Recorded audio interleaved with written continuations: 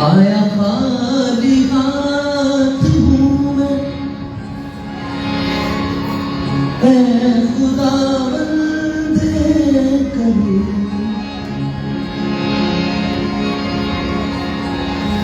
होठ खुल सकते नहीं तेरी समा के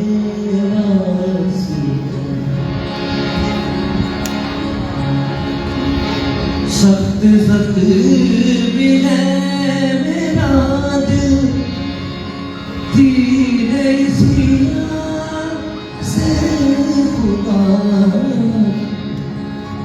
खुले सुन चाहता हूँ मैं शिफा के वास्ते।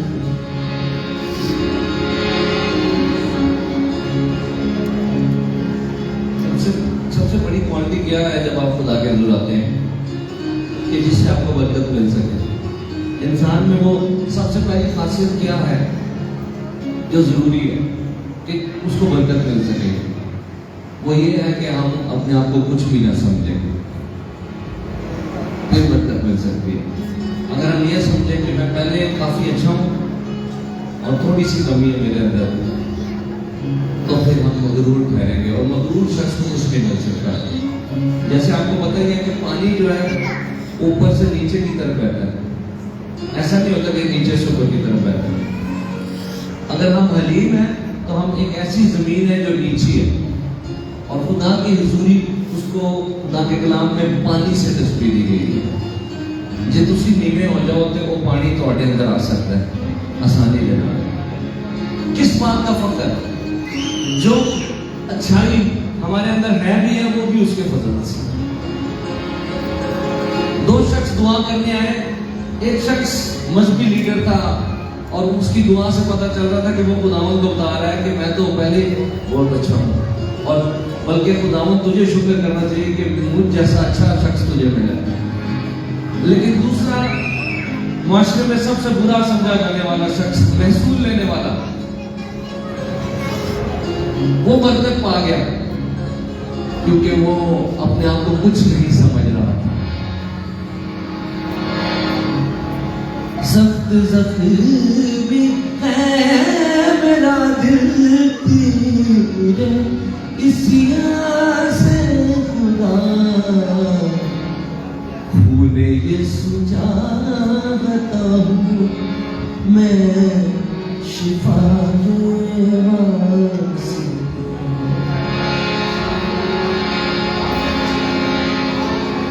मांगो तो तुम्हें, दबाना करके जाओ तो तुम्हारे वास्ते, ढूंढो तो पाओगे। कौन कौन है जो मांगेगा? मांगेगा वही जो महसूस करता है कि मुझे उसकी जरूरत है। दुनियावी चीजें तो हर कोई मांग लेता है, मगर आए आज हम खुदावंद से कहें खुदावंद मुझे कुछ नहीं चाहिए, मुझे तू चाहिए। और ऐ गल वही मांगेगा जिन्होंने फील हो रहे हैं कि मैंने बहुत ही जरूरत है। किस किस को खुदावंद की जरूरत है? किस किस को उसके फजल की जरूरत है?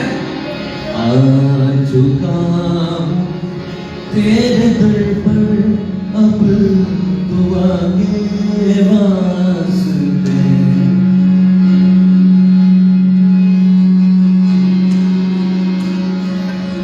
आ चुका तेरे दर पर अब दुआ के वास्ते, आ चुका हूँ तेरे दर पर अब दुआ के वास्ते।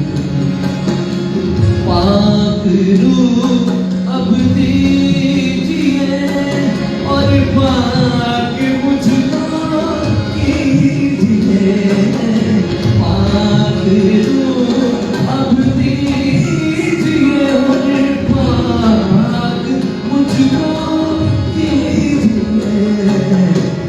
है ये इल्तिजा इब्ने खुदा के वास्ते, है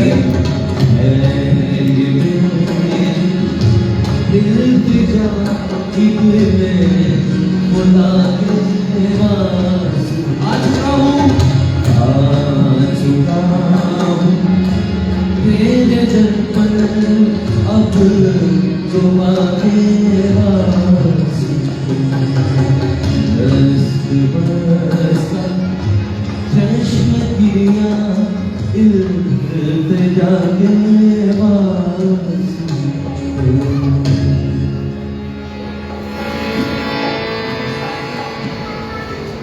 ये पहाड़ भी मैदान हो जाएगा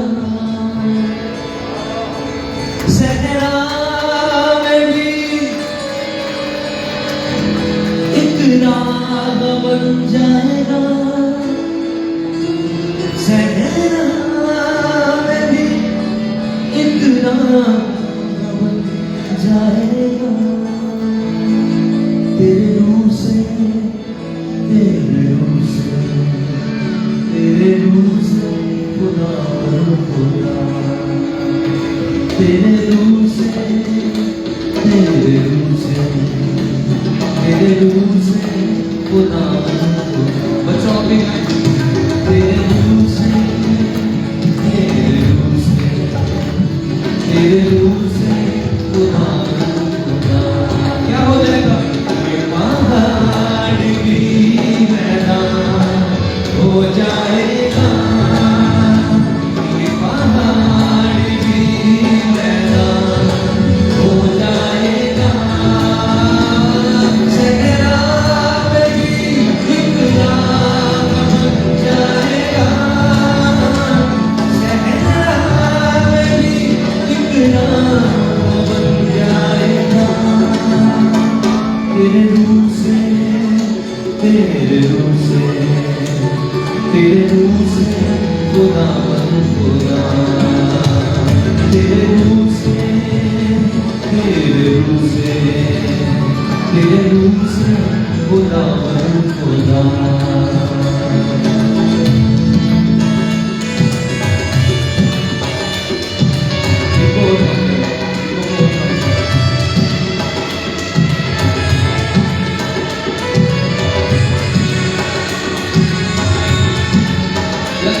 गीत आता है अब आपने गाना मेरे साथ एक काम नया तू करेगा बियाबान में नया एक तो हमारी बात है एक काम नया तू करेगा बियाबान में नया बनेगा हर दरवाजा जो बंद खुल जाएगा हर दरवाजा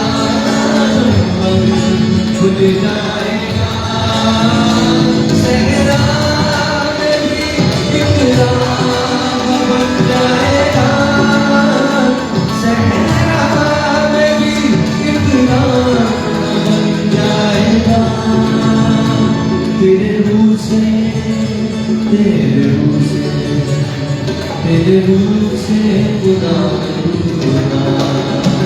तेरे रूह से तेरे रूह से तेरे रूह से खुदा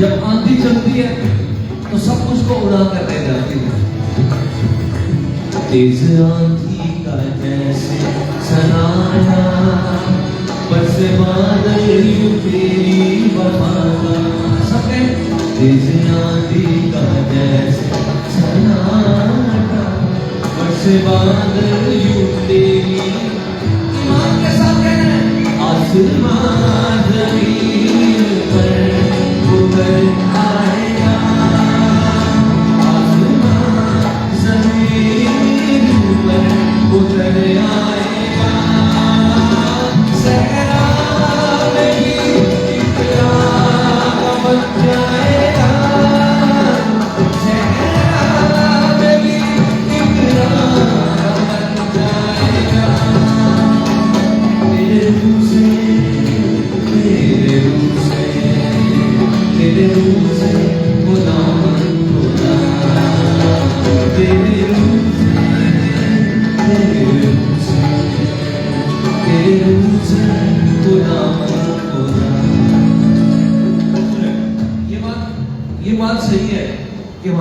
खुदा की हजूरी में हमारा दिल खुलना बड़ा जरूरी है, लेकिन होंठ खुलना भी जरूरी है। कई दफा दो ही ढक्कन बंद हो गए, दिल भी बंद होते, होंठ भी बंद। आपने दिल खोलना है मेरे लिए नहीं, खुदावन के लिए। हालेलुया। और अपने होठों को भी खोलना है, ये भी बहुत जरूरी है, क्योंकि खुदा के कलाम में लिखा है तू अपने मुंह को खूब खोल और मैं उसे भर दूंगा। कौन कौन भरना चाहता है खुदा की हजूरी से? तो आपको अपने होठों को खोलना है, और जब आप अपने होठ खोलेंगे तो आप ईमान का कदम उठा रहे हैं, आप अपने ईमान का इजहार कर रहे हैं। हब तेरा फजल कीमती है, कुछ नहीं है जो मुमकिन नहीं है। बोले हब तेरा फजल कीमती है, कुछ नहीं है जो। अच्छा आप भी गुनाह दबा सकें। हब तेरा फजल कीमती है, कुछ नहीं है जो पीछे बैठे हैं, आपकी आवाज नहीं आ रही। हब तेरा फजल कीमती है, कुछ नहीं है जो मुमकिन नहीं है। कुल इल्ज़ाम भी सामने से हट जाएगा, कुल इल्ज़ाम भी सामने से हट जाएगा। ज़हरा में भी इकरार बन जाएगा, ज़हरा में भी इकरार बन जाएगा। तेरे मुँह से, तेरे मुँह से, तेरे मुँह से खुदा खुदा, तेरे मुँह से, तेरे मुँह से, तेरे मुँह से खुदा। कोई कह रहा होगा जी पर मैं जी खाली गीत गा रहा मुझे यह हो कुछ भी नहीं सकता है जो मेरी जिंदगी, क्योंकि ऐसा तो मुमकिन ही नहीं है। वो इसलिए क्योंकि तुम अपने वाल देख रहे हो, कितने बह के भी अपने वाल देखोगे तो बीपी लो ही होगा कि कुछ नहीं हो सकता। यहाँ पे तो खुदाओं की तरफ देखना है। अगर अपनी तरफ देखेंगे तो आप कहेंगे आज कुछ नहीं हो सकता, यीशु की तरफ देखेंगे तो आप कहेंगे सब कुछ हो सकता है। मैं एक नया इंसान बनकर यहाँ से जाऊंगा। आप कहें खुदावन मेरे लिए सब कुछ करेगा, आवाज खोल के जरा, खुदावन मेरे लिए सब कुछ करेगा। ये पहाड़ भी मैदान हो जाएगा। बच्चों अच्छी बात बनाए, ये पहाड़ भी मैदान हो जाएगा, ज़हरा में भी इकरार बन जाएगा, ज़हरा में भी इकरार बन जाएगा। तेरे मुँह से, तेरे मुँह से, तेरे मुँह से खुदा खुदा, ये तेरे मुँह से, तेरे मुँह से, तेरे मुँह से खुदा खुदा। आपको इस वक्त यहाँ पर ये नहीं कह रहा मेहनत कर, कोई ऐसी बात करके मैं मुतासिर हो जाऊं, कोई ऐसा बड़ा लफ्ज बोल कि मैं मुतासिर हो जाऊं और तुझे बरकत दे, तो वो आप पर कोई बोझ नहीं डाल रहा, वो तो बोझ उठाने वाला खुदा है। वो सिर्फ कह रहा है मेरे पास आ, मेरे लिए अपने मर्तबा को खोल, मुझसे मांग और मैं तेरे लिए आसमान को खोल दूंगा और मैं तेरी जिंदगी के अंदर एक नया काम करूंगा। हम अक्सर खुदा के हजूरी में जो बड़ा काम है वो समझ रहे होते हैं कोई जिस्मानी मौजज़ा हो जाए, कोई मसला हल हो जाए। ये छोटे काम है, बड़ा काम है अगर कोई शख्स मसीह के खून से धुल जाए और उसकी नई जिंदगी शुरू हो जाए। और आज यहाँ पर कईयों की नई जिंदगी शुरू होने वाली है, आपके सोच कर भी नहीं आए थे, लेकिन जो इंसान से नहीं हो सकता, कलाम में लिखा है वो खुदावंद से हो सकता है।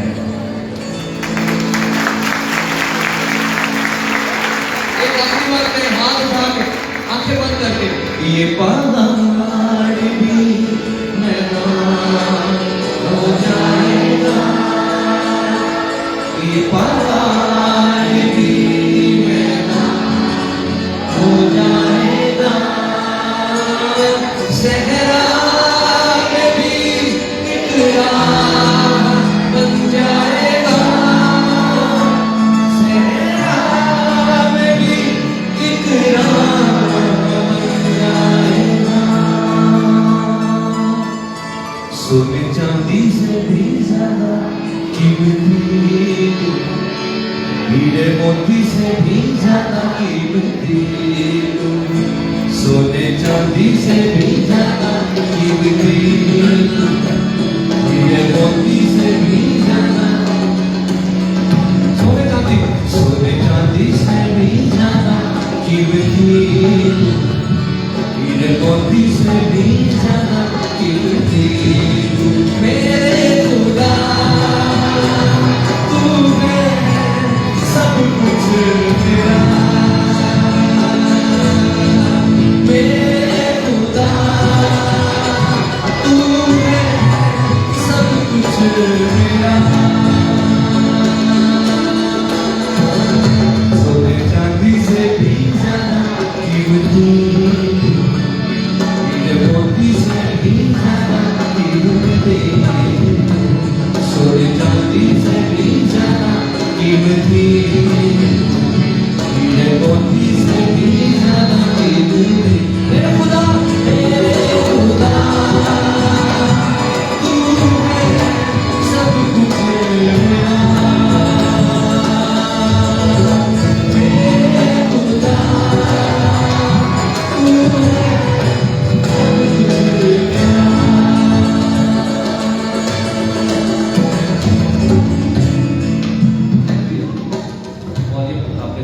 कुछ मेरा। मैं आपसे एक ऐसी एग्जाम्पल शेयर करना चाहता हूँ जो मैं हर जगह करता हूँ।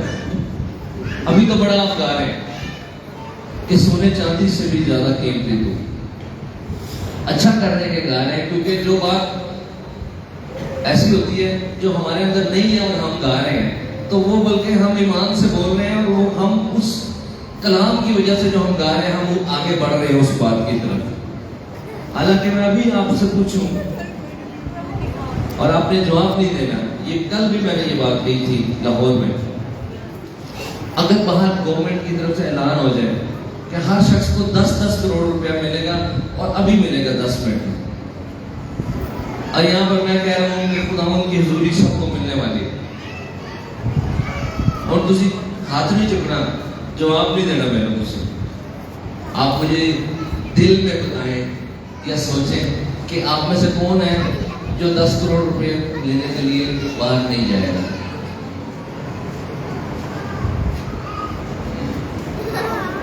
एक ऐसा शख्स जो अपने बेटे को कुर्बान करने के लिए जा रहा था, उसका नाम इब्राहिम था, क्योंकि खुदावंद ने कहा था, खुदावंद हमें अपने प्यार में आगे बढ़ा रहा है। जब हम ये गा रहे हैं तो उसका प्यार हमारी जिंदगी में बढ़ रहा है। तू कुदूस है, तू रहीम है, कोई तुझ सा ना, तू अजीम है। अब आपकी बारी है। तू कुदूस है, तू रहीम है, कोई तुझ सा ना,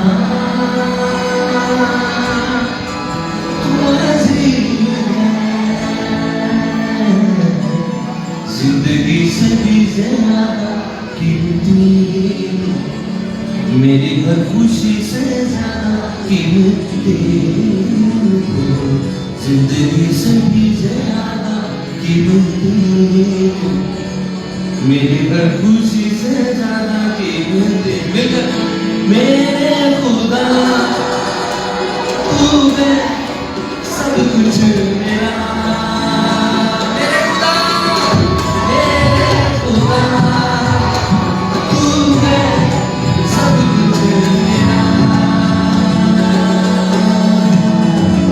सोने चांदी से भी ज्यादा कीमती, हीरे मोती से भी ज्यादा कीमती तू, सोने चांदी से भी ज्यादा कीमती तू, हीरे मोती से भी ज्यादा कीमती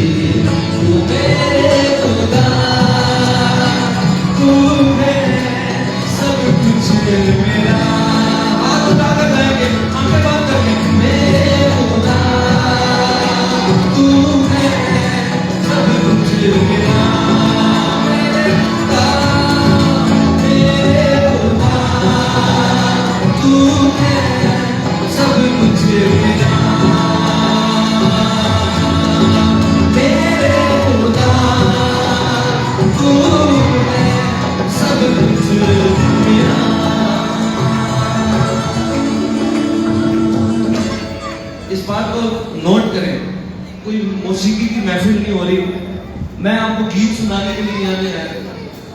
प्रस्तिश हो रही है। प्रस्तिश में तो कलाम में लिखा है फरिश्तों के बारे में कि वो 24 घंटे बगैर आराम किए हुए खुदावंद को कुदूस कुदूस कुदूस कह रहे हैं। और हम उधर हो तो हम उन्हें कह रहे हैं अगला गीत शुरू करो जी, तुसी कोई गल कहते जा रहे हो। क्योंकि प्रस्तिश में, क्योंकि गीत जो है वो खुद प्रस्तिश नहीं है,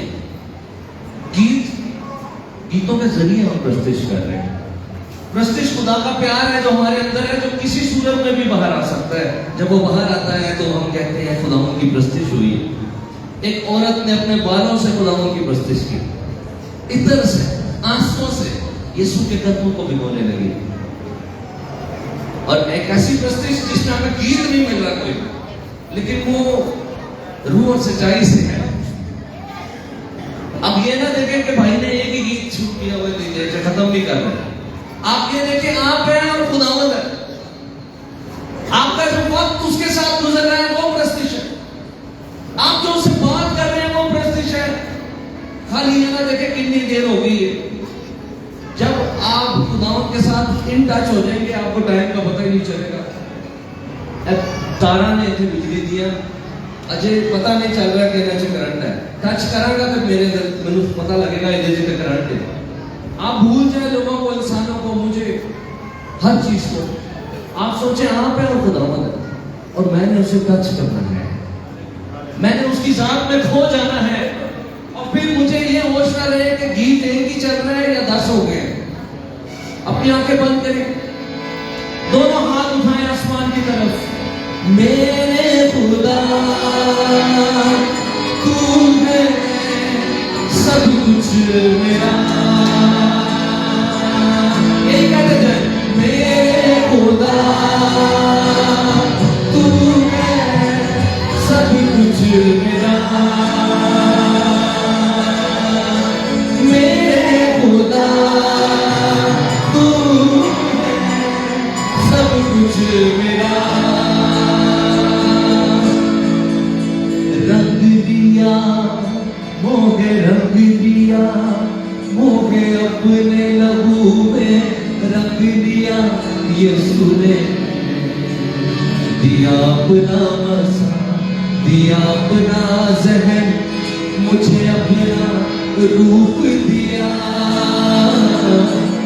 रंग लिया, बोले मोहे रंग लिया, मोहे अपने लहू में रंग लिया यीशु ने। दिया अपना बसा, दिया अपना ज़हन, मुझे अपना रूप दिया। रंग दिया मोहे रंग दिया। खालिश प्रस्तिश क्या है? वो ये है कि जब हम, पहले भी अभी मैंने बताया, हम कोई चीज ना मांग रहे होते और ना ही किसी चीज की वजह से मौजूद हो, बल्कि सिर्फ इसलिए कि मैं खुदावंद मुझे मिल जाए, उसकी हुजूरी मुझे मिल जाए। तो ये प्रस्तिश का आला म्यार है। क्योंकि अभी हम यही आला म्यार वाली बात कर रहे थे कि सोने चांदी से भी ज्यादा कीमती, हीरे मोती से भी ज्यादा कीमती। ये बात जो है ये वो बात है जो खुदावंद चाहता है। कभी आप जिनके बच्चे हैं, आप घर जाएं और बच्चे आप जो चीजें लेकर आए हैं उस दिन वो चीजों को ना देखें, आपको आपकी गोद में चढ़ गए और वो आपको प्यार कर रहे हो तो आपको कैसा फील होगा? बहुत अच्छा फील होगा। मुझे तो बहुत अच्छा फील होता है। ये अक्सर ऐसे करते हैं ये दोनों, मुझे बड़ा अच्छा फील होता है। हालांकि कुछ ना कुछ जब इनके लिए लेके आए हो तो उस लिफाफे को हाथ नहीं डालते। ये खुदा का शुक्र है, ये अभी बड़े अच्छे हैं ये बच्चे और मुझे प्यार करते हैं। लेकिन हम खुदावंद के पास जब आते हैं हम हमेशा लिफाफे को हाथ डालते हैं। आज नहीं जाना चाहिए, आज उसे जुफान अली दुआ जो है, आज तो उसे खाली कलाम है। आज तो वो ये जड़ा खादम है आके यही दसदा है कि बस खुदावंद ਤੁਹਾਨੂੰ मिलेगा और कुछ नहीं मिलेगा, बस खुदावंद मिलेगा। नहीं, मैं नहीं जाना पाता। जिस इश्तिहार का लिखा हुआ है ना आज सिर्फ यीशु मिलेगा तो शायद घट हो लोग। क्या आप ऐसी जगह पर जाना पसंद करेंगे जिसके इश्तिहार पे लिखा हो आज सिर्फ यीशु मिलेगा?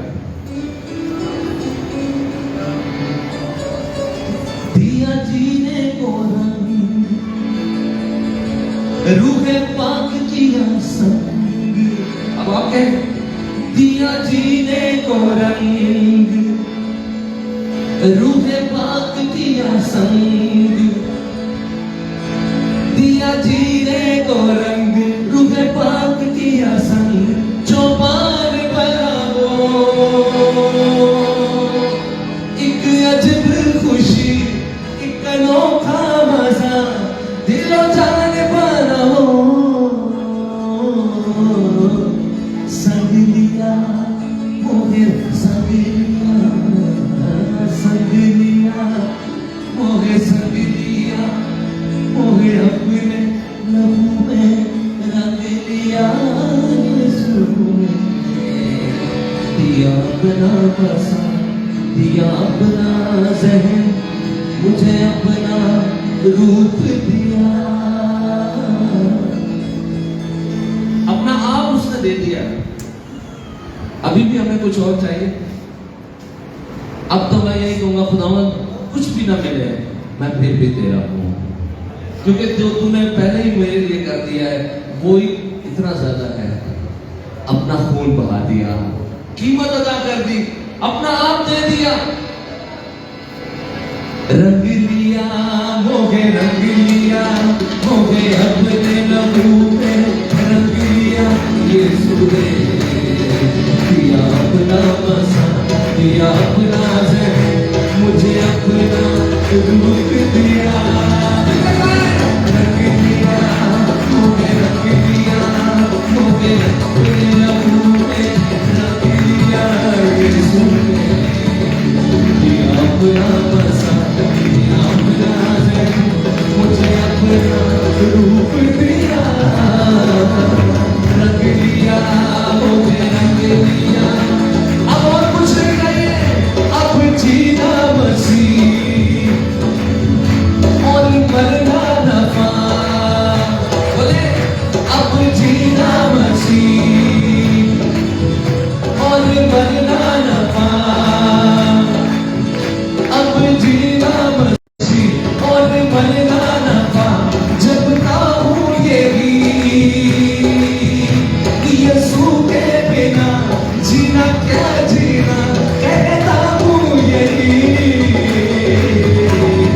मांग लिया, मोहे मांग लिया, मांग लिया, मोहे मांग लिया, यीशु ने दिया अपना बसा, दिया अपना ज़हन, मुझे अपना रूप दिया, रंग लिया, मोहे रंग लिया, मुझे अपने लहू में रंग लिया, यीशु ने दिया अपना बसा, दिया अपना ज़हन, मुझे अपना रूप दिया, रंग लिया, मोहे रंग लिया, रब खुदावंद बादशाह है, हालेलुया, रब खुदावंद बादशाह है, ओ तेरा बादशाह है, ऊंचे करो सिर दरवाजे हो, ऊंचे हो सब दरवाजे, ऊंचे करो सिर दरवाजे हो, ऊंचे हो सब दरवाजे,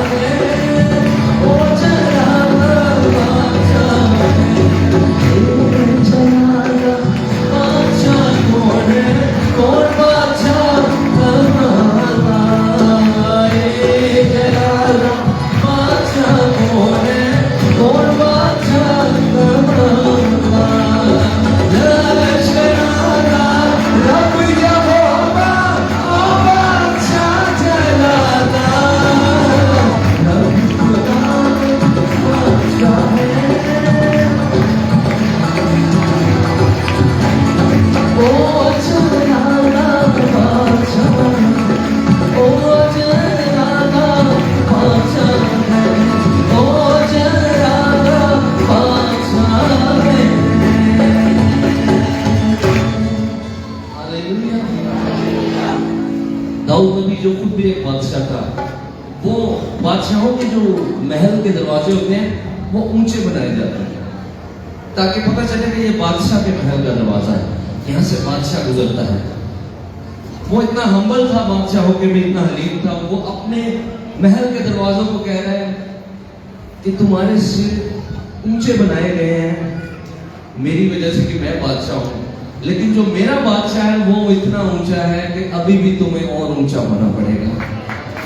तब भी बात नहीं बनेगी, क्योंकि वो बादशाह जिसकी रान और जिसकी पोशाक पर ये उसका नाम लिखा हुआ है, खुदावंदों का खुदावंद और बादशाहों का बादशाह, वो बादशाह जिसने कांटों का ताज पहन लिया, उसके लिए तालीम जाए।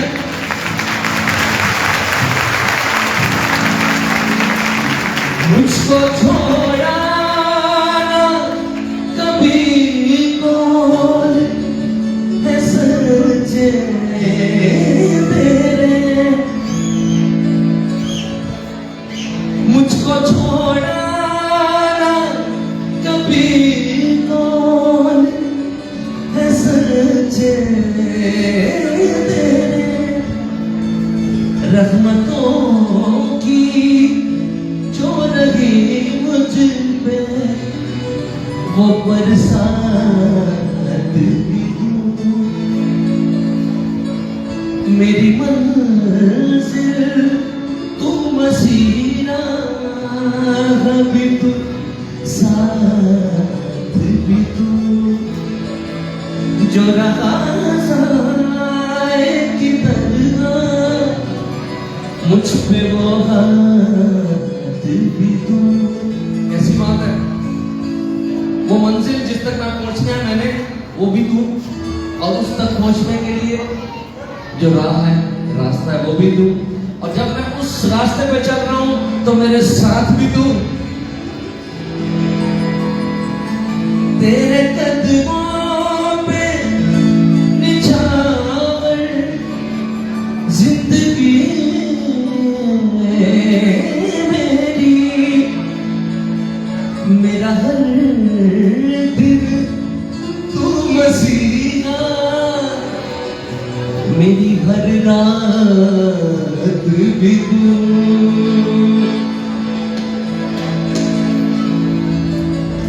आपको मैं बताना चाहता हूँ, एक मिसाल देना चाहता हूँ, ये तो देखिए भाई, सोचो ये हारमोनियम पादी साहब और रख दीजिए 50,000 का, इन्हें तो लिया होगा ज्यादा तो ज्यादा पाकिस्तानी सेट लग रहे हैं क्यों जा सर उन्होंने ज्यादा पता है 50,000 का ये सेट कितने का है 50,000 का।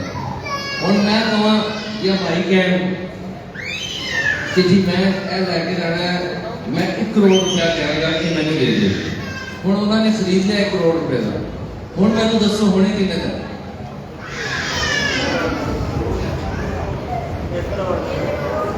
हूँ 1 करोड़ का है भाई, सीधी गल है, बच्चों को भी समझ आ रही है, 1 करोड़ का खरीदा तो 1 करोड़ का। आपको अपनी कीमत का अंदाजा है? उसने आपको अपने खून से खरीद लिया है।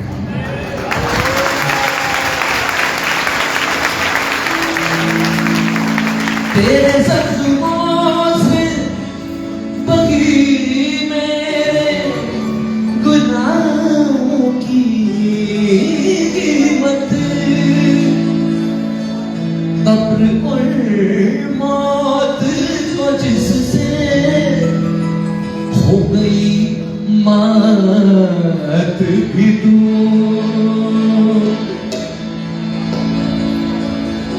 हालेलुया। तबले के साथ भी एक अंतर गाएंगे साथ।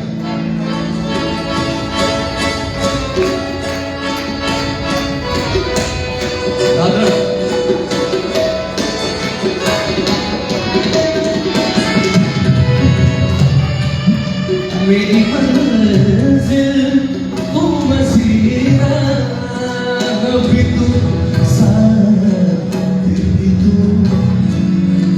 मेरी मंजिल तू मसीहा भी तू, साथ भी तू,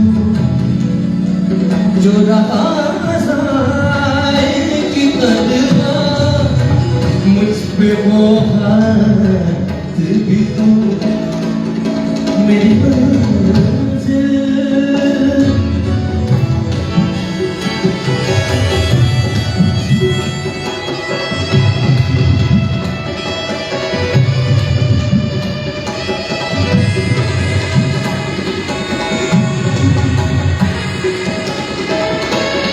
मुझको छोड़ा कभी कौन है सच तेरे।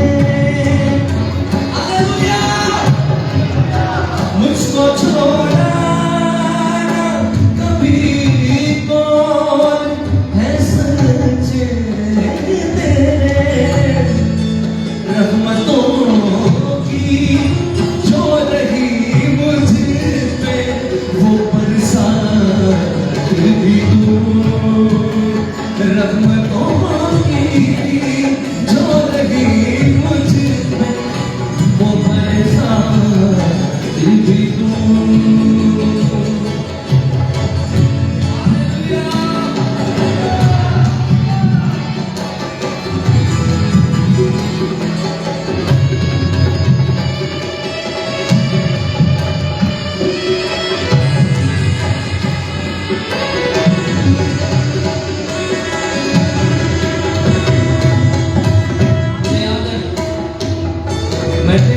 मैट्रिक से पहले ही 10वीं क्लास से पहले ही बच्चों खुदावन ने खिदमत करने का मुझे पसंद थी। तो हमारे मोहल्ले के 2 लोग थे जो हमेशा मेरे वालिद को कहते थे, वादा को कहते थे, ए टाइम जाया कर रहे थे, रोज कितने भजे फिरे थे। ऐसे रूल कुदस जब हमारी जिंदगी में आता है तो खिदमत की आग लग जाती है। खिदमत करने के लिए पास्टर होना जरूरी नहीं है, आप आम शख्स है, अंदर पातरू आ जाए, खिदमत की आग लग जाती, रूह जीतने की तरफ लग जाती। उन्हें नहीं जानता था कि ये आग अंदर लगी हुई है जो सब कुछ करा रही है। हालेलुया। तेरे कदमों पे निछावर जिंदगी मेरी। हालेलुया। तेरे कदमों पे निछावर जिंदगी मेरा हर दिन तू मसीहा, मेरी हर रात भी तू। मेरा हर दिन तू मसीहा, मेरी हर रात भी तू। मेरी मंजिल तू मसीहा भी तू, साथ भी तू। दीवार में हालेलुया। ए खुदावन तू वफादार है, ए खुदावन तू वफादार है। आवाज नहीं आई। खुदावन तू वफादार है। इस जहां के जर्रे जर्रे को बता तू शाफी। इस जहां के जर्रे जर्रे को बता तू शाफी। मुझे एक शख्स ने स्पीकर से कॉल की, उन्होंने क्या की है मैंने कह रहे जी ਤੁਹਾਨੂੰ ਬੁਲਾਣਾ ਹੈ ਤੇ ਤੁਹਾਡਾ ਕੀ ਰੇਟ ਹੈ, ਤੁਹਾਡੀ ਕੀ पेमेंट है। मैं वो क्या, मैं कहा भाई जी मेरी तो बहुत ज्यादा पेमेंट, बहुत ज्यादा रेट है मेरा। बड़ा परेशान हो गया। फिर मैं उन्होंने दसिया कि भाई वहां पर अगर एक शख्स भी यीशु को अपनी जिंदगी दे दे तो यही मेरी पेमेंट है।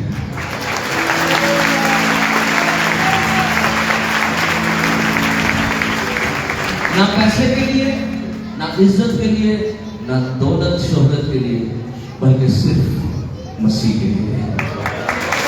जिंदा रहना मेरे लिए मसीह है। इस जहां के जर्रे जर्रे को बता दूं जाफी।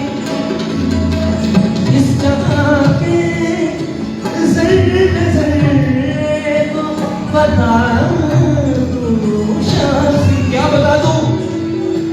जो है मेरा हूँ मैं जिसका, वो फकत साथ भी हूँ। जो है मेरा हूँ मैं जिसका, वो फकत साथ भी हूँ। मेरी मंजिल वो वसीला साथ भी हूँ। जो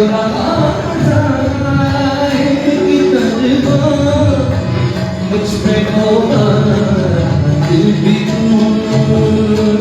मेरी मंजिल तू वसीला साथ भी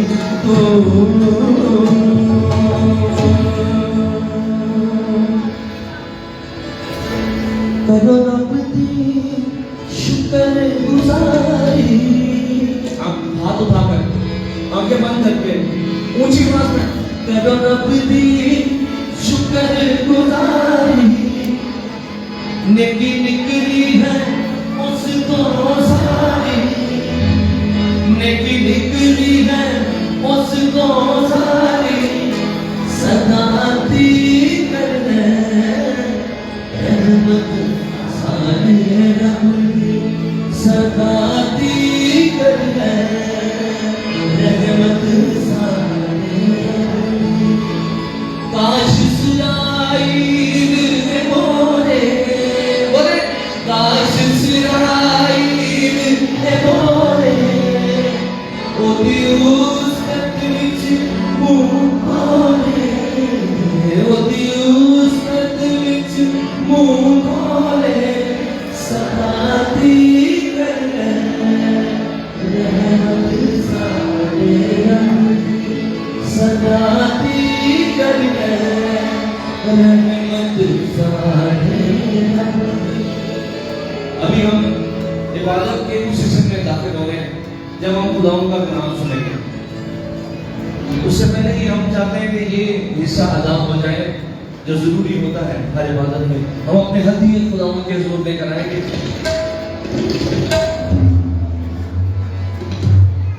बाइबल का मरकजी ख्याल यही है कि इंसान एक ऐसे गड्ढे में गिरा है जिससे वो खुद नहीं निकल सकता।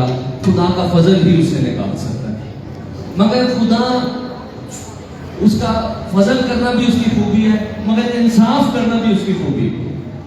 अगर वो ऐसे ही सबको माफ कर दे तो वो बेइंसाफ ठहरेगा। जरूर था कि इंसान जिस गड्ढे में गिरा है और जो नुकसान उसने किया है उस नुकसान की कीमत भी अदा हो और सजा भी भुगती जाए। ये दोनों काम खुदावंद ने खुद कर दिए। उसने कीमत भी अदा कर दी और हमारे हिस्से की सजा भी अपने ऊपर ले ली। जोरदार ताली जाए। करो रब दी शुक्र गुजारी, करो रब दी शुक्र गुजारी। नेकी निकली है उसको सारी, नेकी निकली है उसको सारी। सदाती करने रहमत सारे रब सदाती करने रहमत सारे रब। मैं एक बात जरूर करना चाहता हूँ। आप खुदा के खादम ने और खुदा के लोगों ने ये प्रोग्राम सारा तरतीब दिया। आप में से कौन कौन खुश है? सो आप जब हदिया डालते हैं आप उनके साथ खड़े हो इस काम के लिए और आप उनकी हौसला अफजाई करें। खुदाओं के हुजूर जब आप हदिया ला रहे हैं तो आप उनके लिए भी हौसला अफजाई का बाइस बने। गो कि ये बात सच है कि खुदावंद ये नहीं देखता कि हमने कितना ज्यादा डाला है, खुदावंद ये देखता है हमने किस ईमान से डाला है।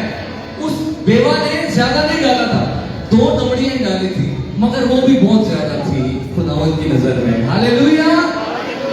काशा खड़ियो हमेशा, काशा खड़ियो हमेशा।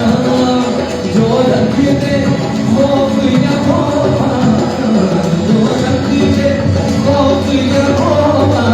सदा की करते सदा की करते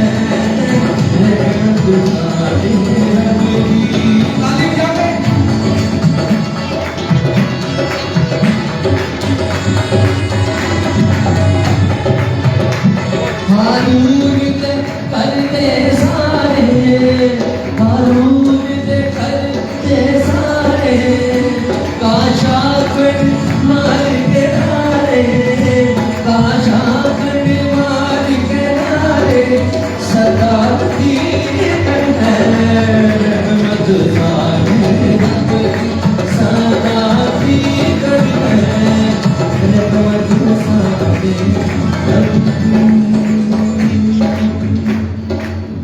और गीत गाएंगे, कौन सा भला?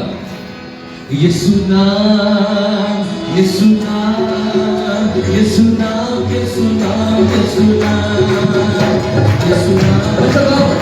यीशु नाम, यीशु नाम, यीशु नाम, यीशु नाम, यीशु नाम, यीशु नाम, यीशु नाम, यीशु नाम, यीशु नाम। ये किस तरह हो सकता है कि आप ये ना गा सके? मैं तो 2 साल में बच्चे थे तो मुंह चोरिया सुने, इतना आसान है कि वो भी गा सकता है। यीशु नाम, यीशु नाम, यीशु नाम, यीशु नाम।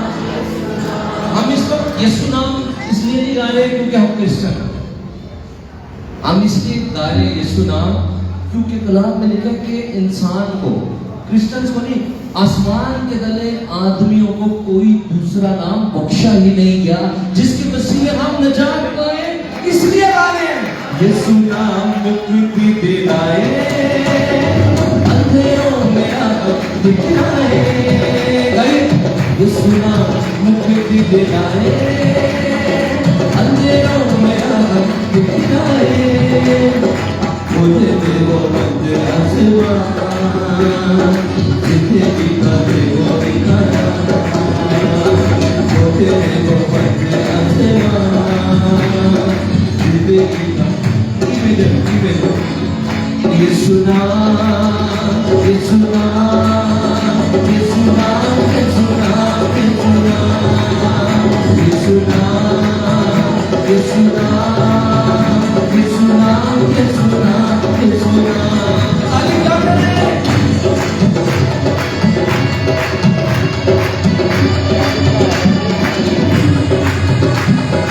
क्रूस पर लहू जो बहा है, दिल का दुनिया है, क्रूस पर लहू जो बहा है, ताकवर दिल का दुनिया है, तेरे मेरे पापों का बोझा, जिंदगी का देखो दिखाया। यीशु नाम, यीशु नाम, यीशु नाम, यीशु नाम, यीशु नाम, यीशु नाम, यीशु नाम।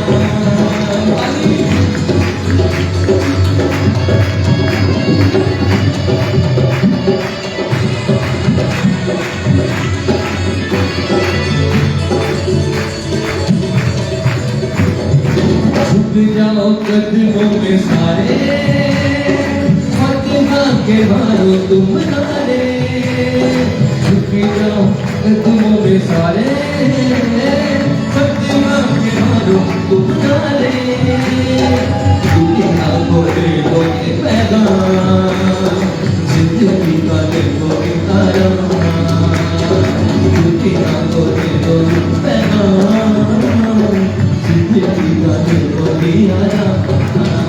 यीशु नाम, यीशु नाम, यीशु नाम, यीशु नाम, यीशु नाम, यीशु नाम,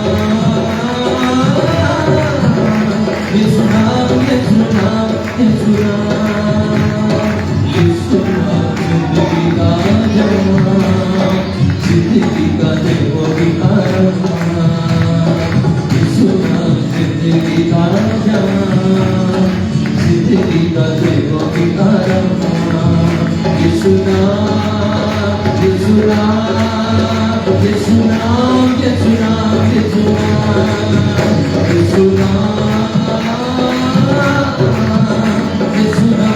यीशु नाम, यीशु नाम।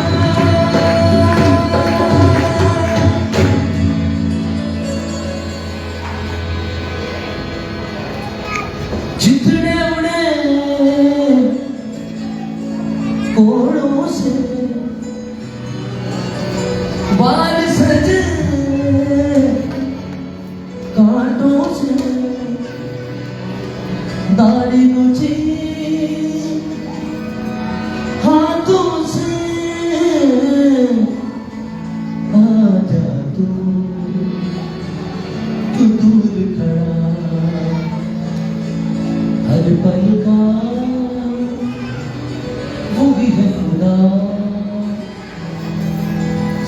सांसों का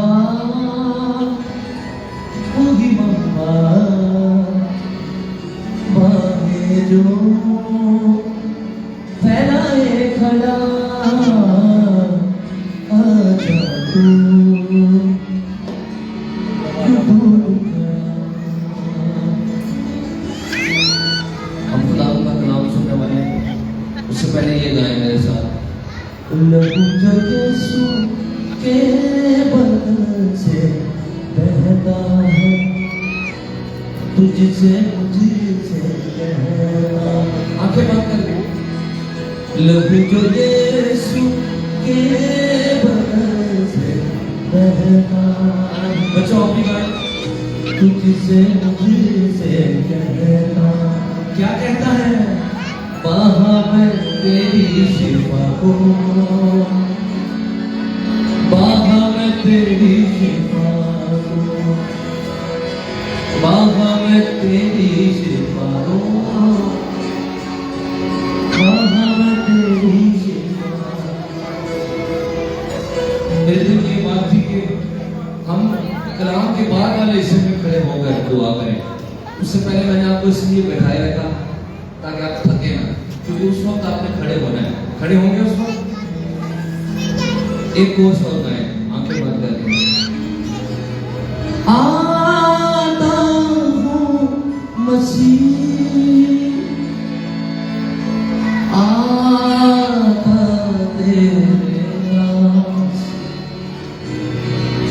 दो के साथ चश्मे से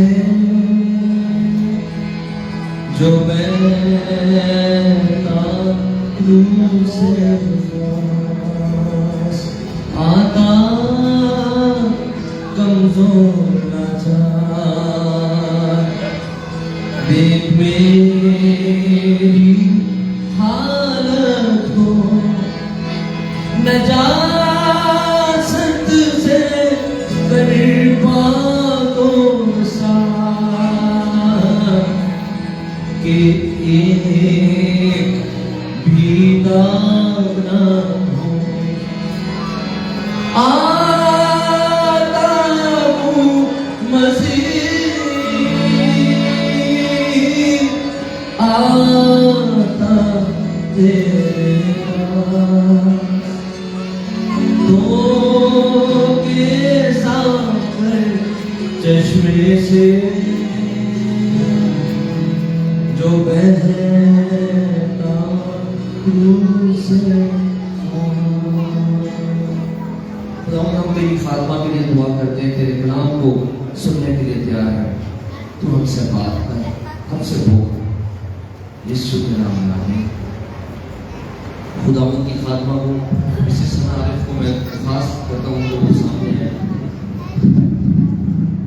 और खुदावंद का कलाम को हम वेलकम करेंगे।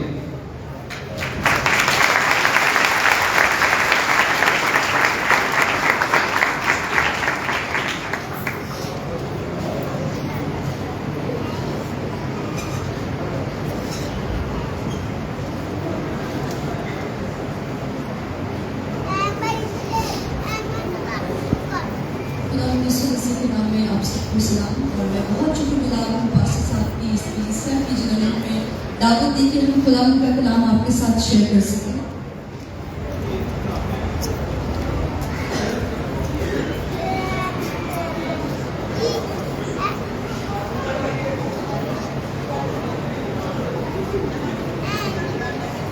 जितनी देर में ये हमारी सेटिंग हो रही है, मैं आप सबके बहुत शुक्रगुजार हूँ कि आप बहुत देर से यहाँ बैठे हैं। लेकिन एक और भी बात है, आपको पता है आप बड़े खास लोग हैं। आपको लग रहा होगा हम बड़ी देर से बैठे हुए हैं, आप तो फायदे में हैं, क्योंकि खुदावंद अपनी बरकत जो यहाँ पर नाज़िल फरमा रहा है, आप सब उसको हासिल कर रहे हैं। ये आम दुनिया जो बाहर घूम फिर रही है, ये फैसिलिटी, ये ब्लेसिंग उनके पास नहीं है, तो आप बड़े खास लोग हैं। आइए हम अपने खुदावंद के लिए बहुत सी भरपूर तालियां बजाएं।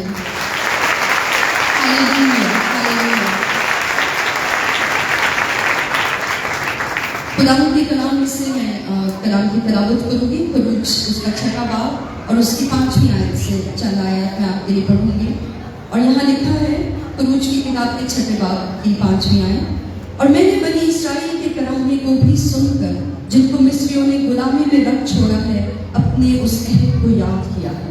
सो तू बनी इस्राएल से कह कि मैं खुदावंद हूँ, और मैं तुमको मिस्रियों के बोझों के नीचे से निकाल लूंगा, और मैं तुमको उनकी गुलामी से आजाद करूंगा, और मैं अपना हाथ बढ़ाकर और उनको बड़ी बड़ी सजाएं देकर तुमको रिहाई दूंगा, और मैं तुमको ले लूंगा कि मेरे कौम बन जाओ, और मैं तुम्हारा खुदा हूँ, और तुम जान लोगे कि मैं खुदा हूँ, तुम्हारा खुदा हूँ, जो तुमको मिस्रियों के बोझों के नीचे से निकालता हूँ, और जो इस मुल्क को इब्राहिम और इसहाक और याकूब के देने की कसम मैंने खाई थी, उसमें तुमको पहुंचाकर उसे तुम्हारी मिरास कर दूंगा। खुदावंद मैं हूँ। आमीन। खुदावंद खुदा मूसा से फरमा रहा है ये सब कुछ, और हम ये जानते हैं ये बहुत ही तारीख का एक ऐसा अहम वाक्य है, और बाइबल की तारीख का भी बहुत बड़ा और बहुत अहम वाक्य है, जब खुदावंद बनी इस्राएल को मिस्र की गुलामी से निकालता है। और मैं थोड़ी सी डिटेल इसलिए मैं भी जानना चाहूँगी क्योंकि बहुत से बच्चे भी हमारे साथ मौजूद हैं, और शायद उनको पहले से ये सब कुछ नहीं पता। और मूसा को खुदावंद ने चुना इस बात के लिए कि वो खुदावंद की कौम बनी इस्राएल को निकाले गुलामी में से। और एक मुश्किल बात खुदावंद ने मूसा से कही है, और खुदावंद कह रहा है कि तू जा और बादशाह से कह कि तुम्हें जाने दे, ताकि तुम मेरी इबादत करो। और खुदावंद ने उससे ये वादा किया कि मैं तुम्हें जिस मुल्क का वादा मैंने किया था इब्राहिम, इसहाक और याकूब से, यानी मुल्क के किनार को मैं तुम्हें दूंगा, और तुम उस मुल्क में जाओगे। क्योंकि ये जो बनी इस्राएली थे ये गुलामी में थे, खुदावंद के लोग गुलाम बन चुके थे। और ये किस तरह गुलाम बने थे? क्योंकि जब सारी दुनिया में काल आया था तो हम जानते हैं कि जो यूसुफ है वो तो पहले ही पहुंच चुका था मिस्र में, वो वहां का हाकिम बन चुका था, और वो ही एक शख्स था जिसको खुदावंद ने चुना था कि बहुत से लोगों की जिंदगियां बचाए इस तरह से कि उसने अनाज जमा किया। और जब बनी इस्राएली भी भूखे मरने लगे तो याकूब अपने बच्चों को लेकर और वो लोग भी मिस्र में आगे वहां बसने लगे। लेकिन जब यूसुफ मर गया तो नया बादशाह भी आ गया, और लोग जानते नहीं थे कि ये बनी इस्राएली कौन है, यूसुफ कौन था। अब ये लोग गुलाम बन चुके थे, ऐसी गुलामी जिसमें मुशक्कत थी, जिसमें मेहनत थी, जिसमें शायद मार पीट भी थी, और बनी इस्राएली कुछ अच्छी कंडीशन में नहीं थे, वो बहुत दुख उठा रहे थे। और ये तो बहुत जबरदस्त खबर है कि मूसा को खुदा ने इस्तेमाल किया है। और मैं इस बात को बिल्कुल जल्दी जल्दी आपको बताऊंगी ताकि सबको समझ आए कि जब मूसा जाता है फिरौन के पास और उसको जाकर कहता है कि तू हमें जाने दे ताकि हम जाकर अपने खुदावंद की इबादत करें, तो आपका क्या ख्याल है कि उसने जाने दिया होगा? उसने कहा नहीं, मैं तो तुम्हें नहीं जाने दूंगा। क्यों नहीं जाने दूंगा? क्योंकि ये लोग उसके लिए सारी काम को करते थे, उनके लिए सारा जितना मजदूरी का काम था ये बनी इस्राएली करते थे। और वो कैसे जानेंगे अपने मुल्क से इतने सारे लोगों को, हालांकि वो इन लोगों से डरता भी था। और मैं आपको बताना चाहती हूँ कि जो खरूज का 8वां बाब है उसकी एक आयत में पढ़ूंगी आपके सामने, 8वें बाब की 25 में, ज्यादा हवाले नहीं पढ़ाऊंगी, 8वें बाब की 25वीं आयत आपके लिए मैं पढ़ूंगी। यहाँ लिखा है, तब फिरौन ने मूसा और हारून को बुलवा कर कहा कि तुम जाओ और अपने खुदा के लिए इसी मुल्क में कुर्बानी करो। अब पता है आपको ये इजाजत उसने क्यों दी? इसलिए भी क्योंकि खुदावंद ने पहले ही कह दिया था कि मैं इन लोगों पे आफतें नाज़िल करूंगा, और उससे भी खुदावंद का जलाल जाहिर होना था। इसलिए खुदावंद ने उसे कहा कि मैं इन लोगों के ऊपर, आपको पता है 10 आफतें आई थी, और जब 2-4 आफतें गुजर चुकी तो फिरौन ने सोचा कि इनको जाने देता हूँ। तो उसने मूसा को बुलाया और उसने कहा कि अच्छा ठीक है, तुम कुर्बानी करो, अपने खुदावंद की इबादत करो, लेकिन इसी मुल्क में, इसी टेरिटरी में रहो, यहाँ इससे दूर नहीं जाओ, तुम इसी मुल्क में रहकर अपनी कुर्बानी करो। लेकिन मूसा ने कहा कि नहीं, हम ऐसा नहीं कर सकते, क्योंकि तुम्हारे लोग तो उन्हीं जानवरों की इबादत भी करते हैं, वो हमें मार देंगे, और हम वैसे भी जहाँ हमें खुदावंद ने कहा है हम वहीं जाएं। अच्छा, कितनी इंटरेस्टिंग बात हो रही है। मैं आपको एक बात बताना चाहती हूँ। आपको पता है कि हम जो इंसान थे, जब आदम और हवा ने गुनाह किया तो हम कहाँ से निकाले गए थे? खुदावंद की हजूरी से, हम निकाल लिए गए और हम गुलामी में थे। हम किस गुलामी में थे? हम गुनाह की गुलामी में थे। हम मुशक्कत उठा रहे थे, हम दुख उठा रहे थे। लेकिन खुदावंद ने मेरे बाप के लिए पता क्या इंतजाम किया? जिस वक्त उसने बाग अदन से आदम को हवा को निकाला, उसी वक्त उसने कहा, उसी वक्त उसने वादा भी कर दिया था कि मैं तुम्हें एक शख्स भेजूं जो तुम्हें रिहाई बख्शे, और वो यीशु मसीह के बारे में कहा था। और उसने वो वादा पूरा किया और उसने मेरी और आपकी रिहाई के लिए यीशु को भेजा। उसने अपनी जान दी, उसने कुर्बानी दे दी। अब मैं आपको और एक बात बताना चाहती हूँ। ये जो फिरौन है ना, ये शैतान को रिप्रेजेंट करता है, ये इब्लीस को रिप्रेजेंट करता है। हमने निजात पाली है, अब तो वो चाहता नहीं है। वो हम में से बच्चों किसी को वो चाहता नहीं है कि हम इब्लीस से दूर जाएं। वो चाहता है कि मेरी गुलामी नहीं रहे। गुलामी पता है क्या है? गुनाह जिससे हम छुप नहीं सकते। वो चाहता है कि गुनाह नहीं रहे। वो चाहता है कि ये मुश्किलात नहीं बने। और जब हम निजात पा भी लेते हैं तो वो पता है हमसे क्या कहता है कि ठीक है, जाओ चर्च भी चले जाओ, कुर्बानियां भी तो, लेकिन रहो इधर ही मेरे पास है। वो हमें अपने पास रखना चाहता है। ऐसा ही फिरौन भी कर रहा था। मगर जब मूसा ने उसकी बात नहीं मानी तो यूं हुआ कि उसने और आफते, खुदावंद ने और आफते भेजी, और खुदावंद अपना जलाल जाहिर कर रहा था। खुदावंद को कोई ये नहीं शौक था उसको कि लोग मुश्किल में आए, लेकिन खुदावंद ये चाहता था कि वो लोग जाने ये जितने भी आफतें आई, जितने मेंढक, मच्छर, जितनी भी चीजें थी, ये हर एक चीज उनके खुदा को रिप्रेजेंट करती थी। उनको वो खुदा मानते थे। किसी को कोई खुदा, किसी को पैदा करने वाला, किसी को मुहाफिज, और उन्हीं आफतों को भेजकर खुदावंद ने ये बताया कि मैं ही सिर्फ खुदावंद हूँ, कोई खुदा नहीं है। ये मच्छर, ये मक्खियाँ, ये टिड्डियाँ, ये मेंढक, ये तुम्हारे खुदा हो ही नहीं सकते। और उसने बड़ा जलाल अपना जाहिर किया। हर एक आफत के बाद उसने उस आफत को खत्म भी किया। अब जब और आफतें आई तो फिर हम पूछने लगा, और उसने एक और पेशकश की मूसा को। और मैं आपको बताना चाहती हूँ खरूज के 10वें बाब की मैं 8वीं से 11वीं आयत पढ़ूंगी आपके सामने। अब जब कल आ गया फिरौन तो वो मूसा से कह रहा है, तब मूसा और हारून फिरौन के पास फिर बुलाए गए और उसने उनको कहा कि जाओ और खुदावंद अपने खुदा की इबादत करो। पर वो कौन कौन है जो जाएंगे? मूसा ने कहा कि हम अपने जवानों और बुढ़ों और अपने बेटों और बेटियों और अपनी भेड़ बकरियों और अपने गाय बैलों समेत जाएंगे, क्योंकि हमको अपने खुदावंद की ईद करनी है।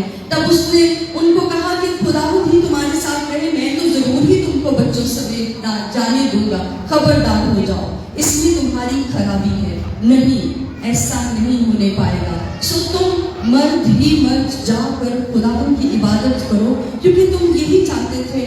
वो फिरौन के पास से निकाल दिए गए। अब फिरौन ये कह रहा है कि ठीक है तुम चले जाओ, लेकिन सिर्फ आदमी लोग जाओ, अपनी फैमिलीज को ना लेकर जाओ। जितने बच्चे हैं, जो औरतें हैं, उनको छोड़ जाओ। वो जानता था कि ये सब चले गए, अगर ये सब चले गए तो मेरे पास नहीं रहेंगे, लेकिन अगर इनके घराने रह जाएंगे तो ये वापस आएंगे। इब्लीस हमारे साथ क्या करता है? वो भी कहता है कि ठीक है चल तूने निजात पा ली है, हमारे घरानों को निजात पाने नहीं देता, इनको जरूरत नहीं है खुदावंद की। मैं आपको ये आज कहना चाहती हूँ कि जब हम खुदावंद के पास आते हैं, जिसने हमें रिहाई दी है, जिसने हमें गुलामी से छुटकारा दिया है, तो हमारे घरानों को भी खुदावंद के पास होना चाहिए, हमारे बीवी बच्चों को भी खुदावंद के पास होना चाहिए। वही उनकी जगह है। या ऐसा भी हो सकता है कि अगर बीवी है और वो खुदावंद के पास है, लेकिन उसका शौहर और बच्चे नहीं है। इब्लीस ऐसे ही प्लान्स बनाता है। और फिरौन कह रहा है कि मत जाने दो, मगर क्या मूसा ने उसकी बात मानी? हरगिज़ नहीं। मूसा ने कहा कि नहीं, मैं ऐसा नहीं करूँगा। हम अपने हर एक चीज़, जितने हमारे बच्चे हैं, हर एक चीज़ को हम ले जाएंगे और हम अपने बच्चों समेत जाएंगे। फिर और आते आए और अब फिर फिरौन पूछ रहा है, कह रहा है कि अब तुम शफाअत करो अपने खुदावंद से, खुदावंद से कहो कि इन मुसीबतों को खत्म कर दे। मुसीबतें खत्म करती खुदावंद ने, और फिर कहने लगा कि अच्छा ऐसा करो कि तुम अपने घराने ले जाओ, लेकिन अपनी चौपाई छोड़ दो, अपने पोजेशन, जो जगह तुम्हारी है, वो जो चीजें तुम्हारी हैं, अपनी भेड़ बकरियां, हर एक चीज अपनी जो है वो यही रहने दो। लेकिन मूसा ने उसे कहा कि हम तो इनकी कुर्बानी करेंगे, हम इन्हीं को तो खुदावंद के हुजूर गुजरानेंगे, हमें इनकी जरूरत पड़ेगी और मैं तो एक खुर भी पीछे नहीं छोड़ूंगा। आज जब हम खुदावंद के साथ चलते हैं ना, तो इब्लीस चाहता है कि वो हमें ऐसी फाइनेंशियल मुश्किलात में फंसा ले। जो कुछ हम ओन करते हैं, जो कुछ हमारे पास, वो हमसे लेना चाहता है। वो चाहता है कि ठीक है अब तुम चले गए हो, लेकिन प्रॉस्पेरिटी ना हो हमारे पास कोई मादी बरकत ना हो। लेकिन मूसा ने कहा कि नहीं, तुम तो इसी तरह जाओ। और फिर एक आखिरी फाइनल आफर, और ये खुदा जो था उनका आखिरी खुदा, जो फिरौन द अल्टीमेट पावर, वही था जिसको खुदा मानते थे। इसको फिरौन ने डायरेक्ट हिट किया और उसका अपना पहलोठा मारा गया। जब सब पहलोठे मर गए तो फिरौन ने हार मान ली और फिरौन ने कहा कि ठीक है तुम निकल जाओ, मेरी इस सरजमीन से तुम चले जाओ और मैं तुम्हें नहीं देखना चाहता। आपको एक बात बताना चाहती हूँ, मेरे और आपके यीशु ने पता किसको शिकस्त दी है? इब्लीस को, शैतान को उसने हराया है। सलीब पर जब उसने अपनी जान दी, उसने अपना लहू बहाया, तो उसने मौत पर फतह पाई, उसने इब्लीस पर फतह पाई है। हालेलुया। और इब्लीस ने उसने तंग आकर ये तो कह दिया कि चले जाओ।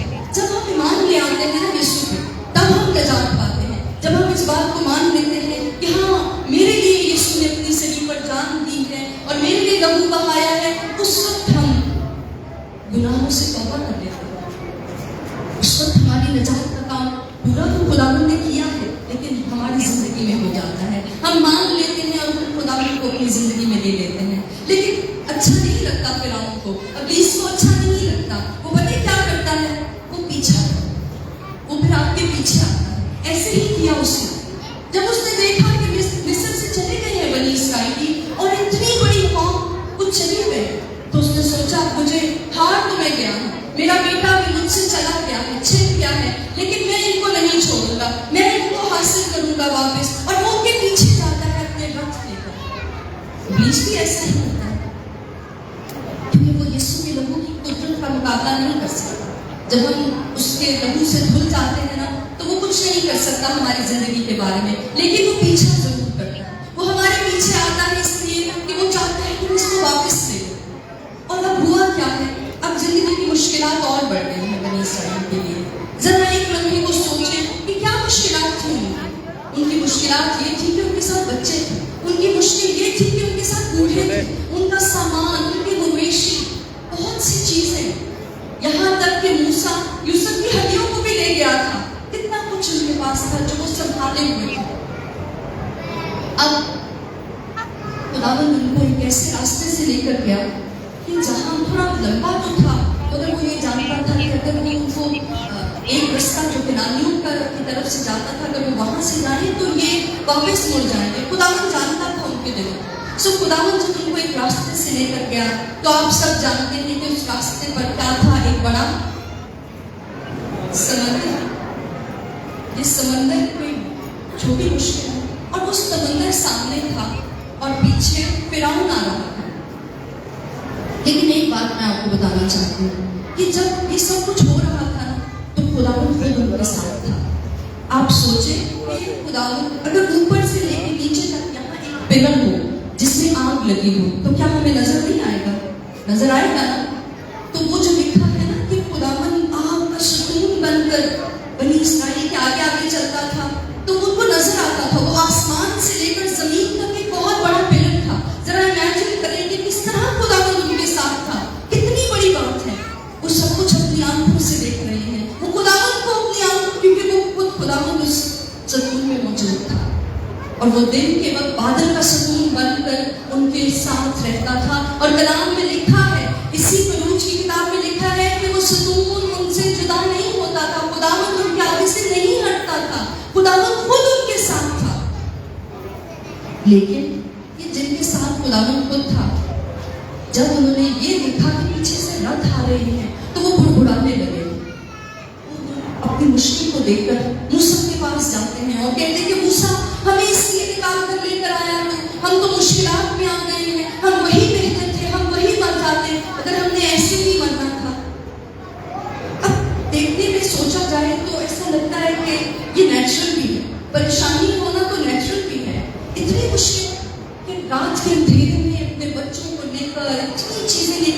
सफर कर रहे हैं, लेकिन एक बात मैं आपको बड़ी खास बताना चाहती हूँ, जितनी मुश्किल थी उससे बड़ा जलाल खुदावन ने जाहिर किया था। हर बार जब खुदावन ने एक मुश्किल आई तो खुदावन ने उससे अगली बार उससे भी पहले से भी बड़ा काम किया, पहले से भी बड़ा मुआवजा किया। खुदावन ने उनके सामने ऐसे अजीब काम किए थे कि बनी इस्राएल को तो शक ही नहीं होना चाहिए था। उनको तो मूसा के सामने आकर पूछना चाहिए था कि मूसा अब खुदावन क्या करेगा हमारे लिए, अब खुदावन कौन सा बड़ा मुआवजा करने वाला है। ऐसा होना चाहिए था बनी इस्राएल को।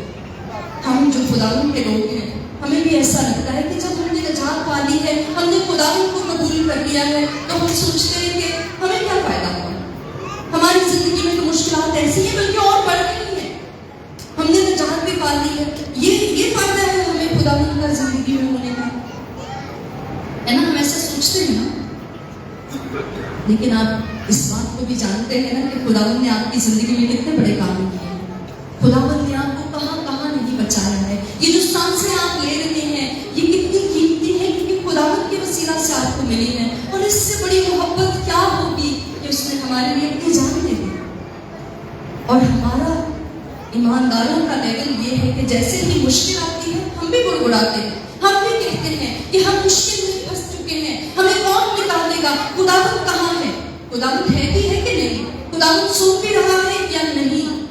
और ये मैं नहीं कहूँगी कि सिर्फ बहनें ही शिकायत करती है, भाई भी करते हैं, भाई भी बहुत शिकायत करते हैं, वो भी कहते हैं कि बल्कि अपनी बीवी को कई बार कह रहे होते हैं कि ले तू दुआई कर ले, तू दुआ कर ले, और मुश्किल में फंस गए हैं।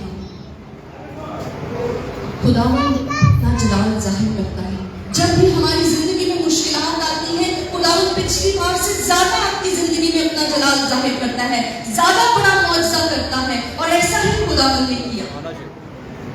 जब फिरौन आ रहा था तो वो डर गया, अब वो सोच रहे हैं कि हम मर जाएंगे। लेकिन एक और हवाला हम पढ़ेंगे 10वें बार,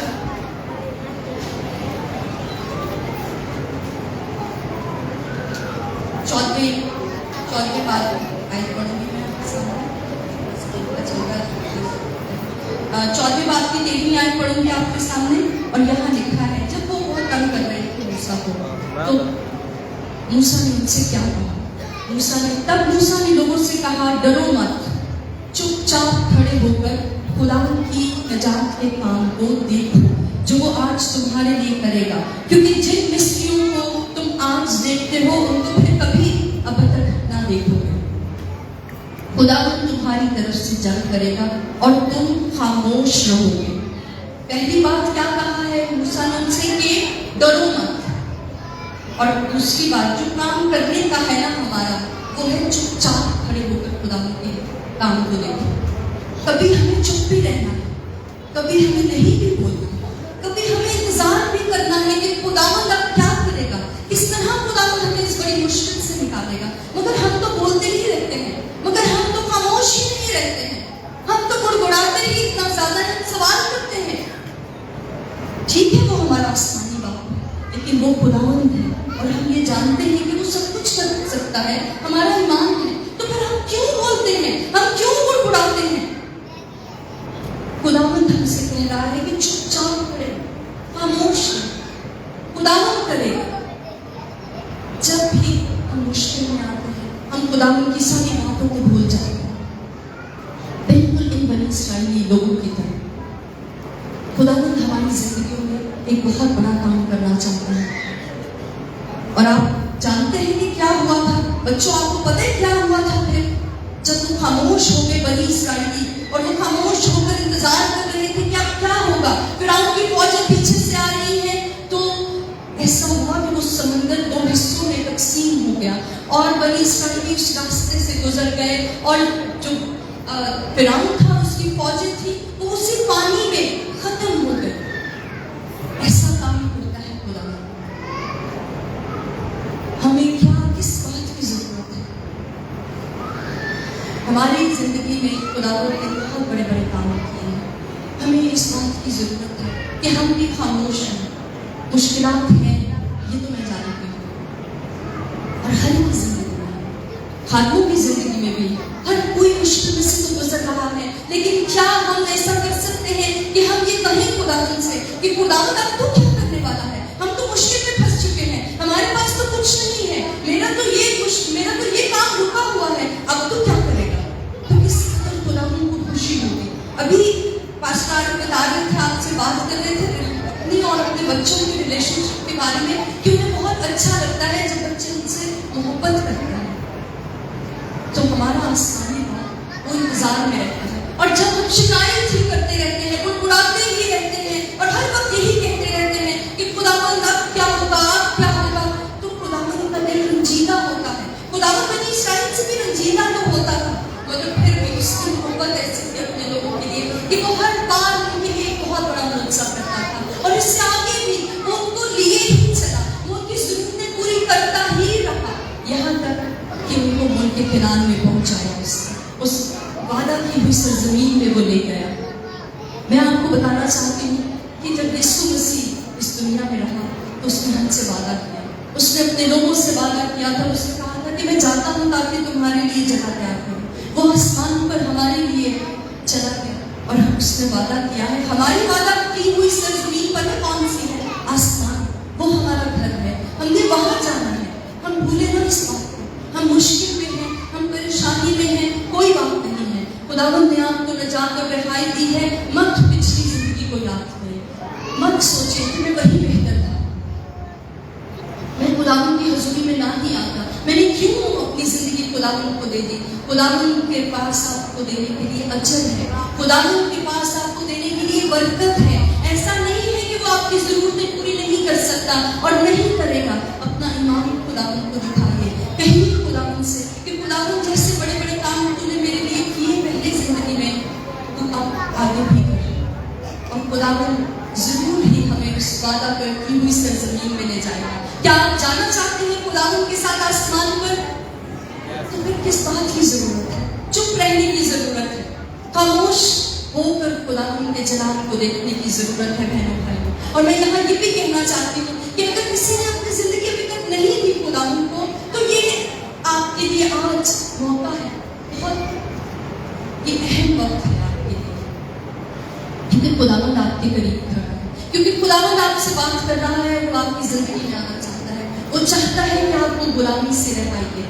आप जानते नहीं हैं कि आप कितनी ऐसी गुलामी में हैं जो आपको उस जगह ले जाएगी जहाँ आग है, जहाँ रोना है, जहाँ दांतों का पीसना, जहाँ जिंदगी आपकी खत्म नहीं होगी, हमेशा के लिए हमारी मौत है, हम जलते रहेंगे।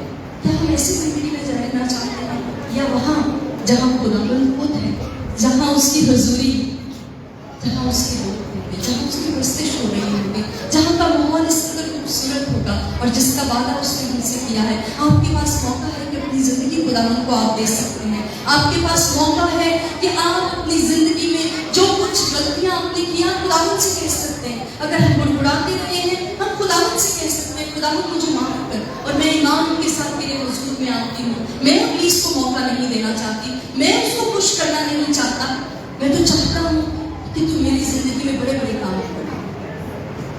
जब ये मुश्किलात हमारी जिंदगी में आएंगी, तभी तो हम ईमान से उसके जलाल को देख सकेंगे, वरना तो हम अपने ऊपर भरोसा करेंगे। हमें पता होगा कि मेरे साथ कुछ गलत हो ही नहीं सकता, तो हम खुदावंद को कहाँ याद करेंगे, खुदावंद को कौन पूछेगा, खुदावंद को कौन जलाल देगा। लेकिन जब हमें पता होता है कि हम सब कुछ नहीं होने वाला, अब ये समंदर दो हिस्से नहीं हो सकता, ना हम पीछे जा सकते हैं, ना हम आगे बढ़ सकते हैं, तो उस वक्त जब हम खुदावंद को कहते हैं कि खुदावंद हम खामोशी से तेरे जलाल को देखना चाहते हैं, तेरे उस बड़े काम को देखना चाहते हैं जो तू आज करेगा, तो खुदावंद हमारे लिए राह तैयार करता है। खुदावंद हमारे लिए पानियों को भी दो हिस्सों में कर देता है, वो बहुत बड़े बड़े काम करता है। और खुदावंद आपकी जिंदगी में आज भी ये बहुत बड़ा मौका कर सकता है। आए हम अपनी आंखों को बंद करें, हम अपनी आंखों को बंद करें और अपने दिलों को खुदावंद के लिए तैयार करें और खुदावंद से कहें कि खुदावंद तू मेरी जिंदगी में एक बड़ा काम कर। खुदावंद मैं तेरे हुजूर में आती हूँ, मैं तेरे हुजूर में आता हूँ, तू मुझे रहाई दे, मुझे गुनाह से रहाई दे। इब्लीस की इन सारी जो चीजें हैं जो मुझे वापस ले जाती हैं, मुझे तुझे आगे बढ़ने से रोकती है, मैं उन सारी चीजों से रिहाई पाना चाहती हूँ, मैं उनसे निजात पाना चाहता हूँ। खुदावंद को अपनी जिंदगी दीजिए। और जो लोग पहले से खुदावंद को अपनी जिंदगी दे चुके हैं और किसी भी तरह की मुश्किल में हैं, मैं आपको बताना चाहती हूँ, हम आपके लिए दुआ करेंगे। खुदावंद आपकी मुश्किल को हल करेगा। वो आपके साथ है, वो आपसे बात कर रहा है। अपनी किसी भी चीज को मत देखिए, किसी की तरफ मत देखिए, अपना ध्यान अपने खुदावंद की तरफ लगाइए। वो यहाँ मौजूद है, वो इस जगह पर चल फिर रहा है। और अगर आप अपना बड़ा मुआवजा लेना चाहते हैं तो खुदावंद का हाथ पकड़िए, खुदावंद को अपना हाथ पकड़ा दें और खामोशी से खुदावंद की उस बड़े जलाल के मुंतज़िर हैं। खुदावंद एक बड़ा काम आपकी जिंदगी में करने वाला है। रब सचमुच उसदी सुनदा है, दुआ जो उस तो मंगदा है। अपने असीरा खुदा फकीर कदी समझेगा। अपने असीरा खुदा फकीर कदी समझेगा। मुसीबत दे विच फसिया, मुसीबत दे विच फसिया। दुख आरा दुख विच दसिया, दुख आरा दुख विच दसिया। खलासी देगा खुदा बुलंदी मैनू बख्शेगा। खलासी देगा खुदा बुलंदी मैनू बख्शेगा। रब सचमुच उसदी गए सुनदा, रब सचमुच उसदी सुनदा है। दुआ जो उसको मंगता है, दुआ जो उसको मंगता है। अपने असीरा खुदा फकीर ना कभी समझेगा। अपने असीरा खुदा फकीर ना कभी समझेगा। अपनी जगह पर खड़े होंगे, बगैर बातें किए हुए बच्चों खड़े हो। खुदावंद का जलाल जाहिर हो रहा है। खुदावंद आज अपना जलाल जाहिर करेगा। आ जाओ तुम्हें यीशु बुलाता है। आ जाओ तुम्हें यीशु बुलाता है। स्वर्ग का रास्ता दिखाता है। आ जाओ तुम्हें यीशु बुलाता है। आज से 20 साल पहले मैं ईसा नगरी गांव में मुनादी कर रहा था, रस्तिश कर रहा था, और मेरे मुंह में खुदावंद ने ये लफ्ज डाला कि यहाँ पर कोई शख्स है जो सोच रहा है कि मैं भी उठ के यहाँ से चला जाऊँ। और मैंने वो कलाम बता दिया, और वो एक शख्स था जिसने बाद में मुझे खत लिखा। और जब मैंने वो खत पढ़ा तो वो कह रहा था मैं ही वो शख्स था। और मैं उठ के चला भी गया, लेकिन फिर मेरे दिल में आया और फिर मैं वापस आया। मैं फिर उठ के जाना चाह रहा था, क्योंकि वो उस इलाके में सबसे बुरा माना जाने वाला शख्स था। लेकिन खुदावंद उसे आवाज देकर बुला रहा था, मगर वो बार बार उठ के जाना चाह रहा था। लेकिन आखिर खुदावंद की बात मानते हुए वो वापस आ गए। तो ये कलाम खुदावंद ने किया कि तू जो उठ कर जाना चाह रहा है, मैं तुझसे प्यार करता हूँ। और वो शख्स ना सिर्फ वहां पर बचा, बल्कि वो खुदावंद की खिदमत करने लगा और रुपए जीतने लगा। बेच कीमत उसका खून ठुकराओ ना, बेच कीमत उसका खून ठुकराओ ना। दूर ना भागो करीब आ जाओ ना। बेच कीमत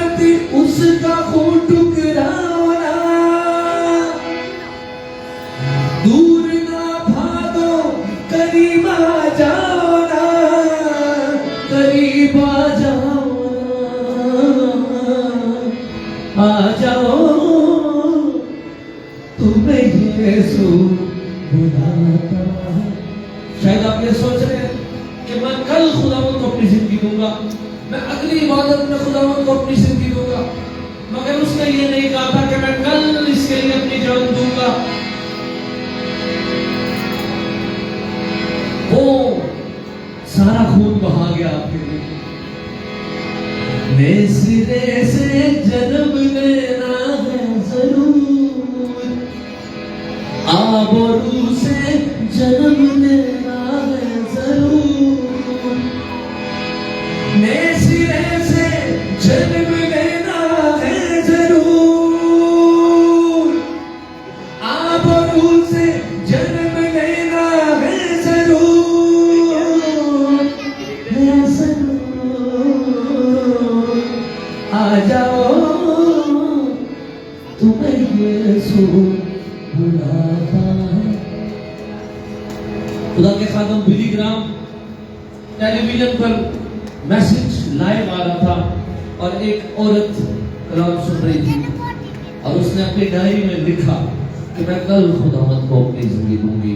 मैंने कलाम सुना है, मैं समझ गई हूँ, मगर उसी दिन एक हादसे में उसकी डेथ हो गई और वो डायरी उसकी लाश के पास पड़ी थी जिसमें ये लिखा था कि मैं कल खुदावंद को अपनी जिंदगी दूंगी।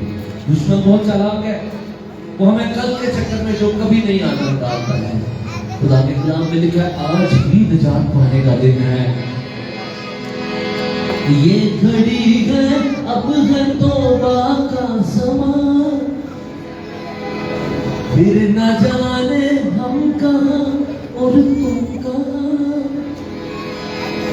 ये घड़ी है अब है तौबा का समा, फिर न जाने हम कहाँ और तुम कहाँ, तुम कहाँ। आ जाओ तुम्हें यीशु बुलाता है। चलना फिरना बंद करें, खुदावंद की हुजूरी है यहाँ पर, खुदावंद यहाँ पर मौजूद है। जिसने तौबा से कहा था तू देख ले मेरे हाथ, इनमें जख्मों पे निशान है, आज वो आपको भी कह रहा है देख ले मेरे हाथ जिनमें जख्मों के निशान है। किस कदर अर्ज़ा लगाई तूने कीमत मेरी, मेरे बेटे मेरी बेटी, किस कदर कब ये लगाई तूने कीमत मेरी। देख मुझको मैंने क्या दाम लगाया तेरा, मैंने हर जुर्म हर एक रोग मिटाया तेरा। जान दे कर कर्ज भारी है चुकाया तेरा। मैं एक ऐसा शेर गाने लगा जिसने मेरी भी जिंदगी को एक दफा हिला दिया। जख्मी हाथों से तेरे दिल खटखटाऊं आरिफ। कहीं कहेंगे मैंने तो पहले यीशु को अपना दिल दिया हुआ है, मैंने निजात पाई हुई है, लेकिन अभी भी जिंदगी के कई हिस्से हैं जिनमें आने की इजाजत यीशु को नहीं है। जख्मी हाथों से तेरे दिल खटखटाऊं आरिफ। जाने क्यों दिल ना मैं फिर भी जीत पाया तेरा। वही गल है जी मां प्यो करते हैं अपने बच्चों के लिए कि पता नहीं कि साढ़े प्यार से कहीं कमी रह गई सी। खुदावंद आपसे बात कर रहे हैं, खुदावंद आपको बुला रहे हैं। जख्मी हाथों से तेरे